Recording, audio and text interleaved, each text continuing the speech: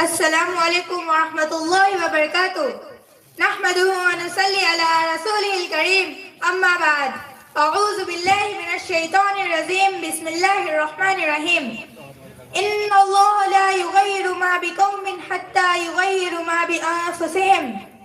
جناب صدر محترم، اساتذہ کرام اور معزز سامعین کرام، مجھے آج جس موضوع پر بولنے کا موقع ملا ہے اس کا عنوان ہے شریعت میں عورت کا مقام۔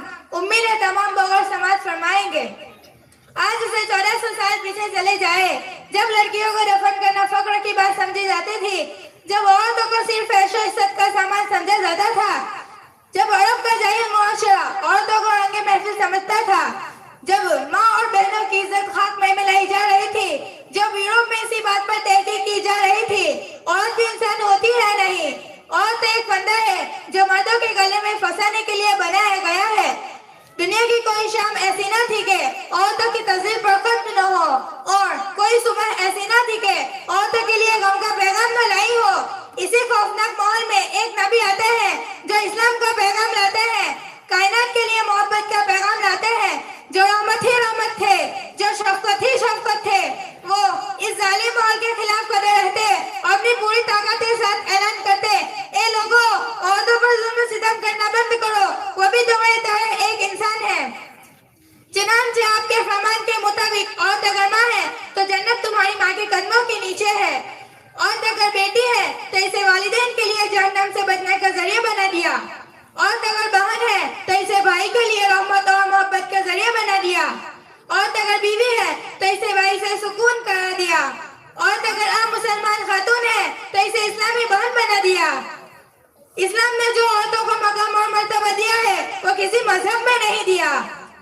آج میں اپنی ان تمام ماں بہنوں سے پوچھنا چاہتی ہوں کہ بتاؤ، تمام لوگ جو عورتوں کی آزادی کی بات کرتے ہیں، ہر کام میں، ہر آفس میں، ہر بزنس کی لائن میں عورتوں کی حصہ داری کی بات کرتے ہیں، پردوں کو عورتوں کی آزادی کے خلاف سمجھتے ہیں، شوہر کی اطاعت کے ساتھ گھر میں رہنے کو قید خانے سے تصور قرار دیتے ہیں، بچوں کی تربیت کے لیے گھر میں رہنے کو ظلم قرار دیتے ہیں۔ قابل احترام ماں اور بہنوں، اللہ نے ہمیں ایسی عزت و عفت عطا فرمائی ہے کہ جس کا شکر نہیں کیا جا سکتا۔ رسول صلی اللہ علیہ وسلم کی دنیا میں پہلے گواہی دینے والی بھی ایک عورت تھی، اور اسلام کے نام پر پہلے شہید ہونے والی بھی ایک عورت تھی۔ حضرت رابعہ بصیرہ رحمۃ اللہ علیہا کے بارے میں تم نے سنا ہوگا۔ وہ ایسی عابدہ زاہدہ عورت تھی کہ مرد بھی اس کی عبادت پرست کرتے تھے، اور آج ہم بھی ایک عورت ہے کہ ہم سے 5 وقت کی نماز بھی نہیں ادا ہو سکتی۔ پھر شکایت پر شکایت کیا ہے، لٹ گئے، کٹ گئے، پٹ گئے، ہمیں یہ تکلیف، ہمیں وہ تکلیف، ہمیں یہ پریشانی، ہمیں وہ پریشانی۔ پیاری ماں اور بہنوں، اپنے کیے کا کوئی علاج نہیں۔ کسی نے کیا خوب کہا ہے، بندہ کہتا ہے خدا ہے تو میرے احوال دیکھ، یہ جواب آتا ہے تو اپنے نامہ اعمال دیکھ۔ علامہ اقبال کہتا ہے خدا نے آج تک اس قوم کی حالت نہیں بدلی، نہ ہو جس کو خیال اپنی خود حالت بدلنے کا۔ بہنوں اٹھو، خواب غفلت سے آنکھ کھولو، برائیوں کو اپنے گھر سے نکالو اور اچھائیوں کو اپناؤ۔ گھر ہی نہیں بلکہ معاشرہ بھی سنور جائے گا۔ تو اگر سنور جائے تیرے گھر کی دنیا بدل جائے۔ ماں کے گود بچے کے لیے پہلا مدرسہ ہے۔